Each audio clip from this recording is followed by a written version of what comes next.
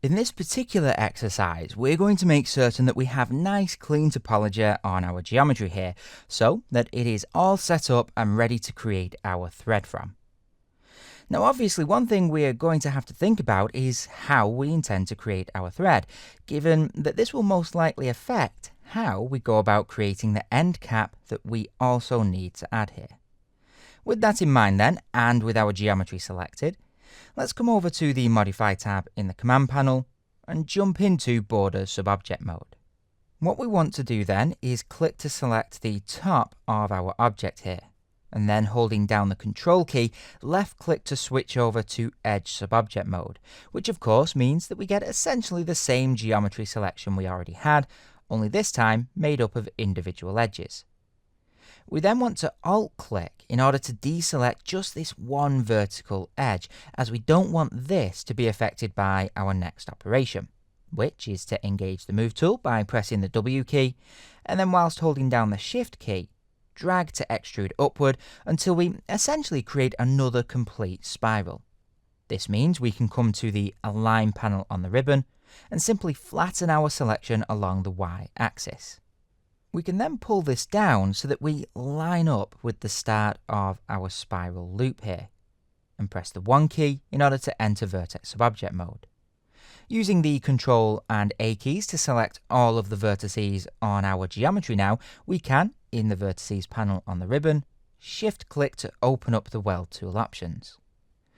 Now we do need to be careful here, as we don't want to be inadvertently welding vertices that really need to be left alone, such as the two that we see here. And so let's quickly reset by zeroing out the threshold value with a right click, and then raise it up just enough, keeping an eye on our before and after readout, so that the 3 vertices sitting at the start of the spiral all get welded together. Indeed, if we just accept that change and then select the vertex, we can tell by moving it and then right-clicking to cancel that we now have a nice solid mesh. We can even come into Border Subobject mode and also use that to check that our vertices have all been welded correctly. Holding down the Shift key now, we can extrude this up, press R to engage the Scale tool and scale along the XY plane. And then holding down the Shift key again, scale and extrude,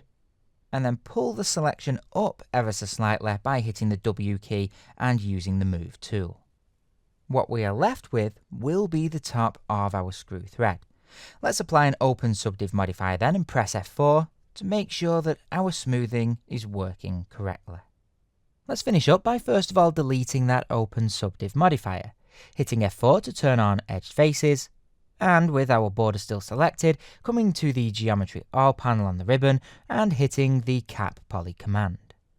Now ideally, we aren't going to want this end-on here, as these can potentially cause all sorts of problems when it comes time to smooth our mesh.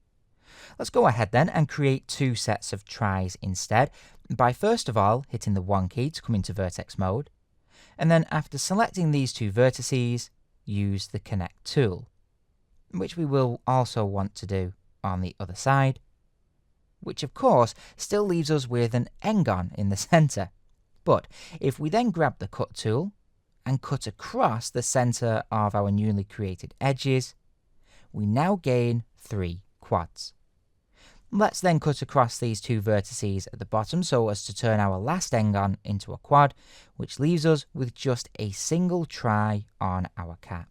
To clean up the topology, let's exit the Cut tool and select the 2 vertices at the center of our vertical edges and scale them in so as to make our quads more square, which will of course help with the subdivision smoothing that we are going to add.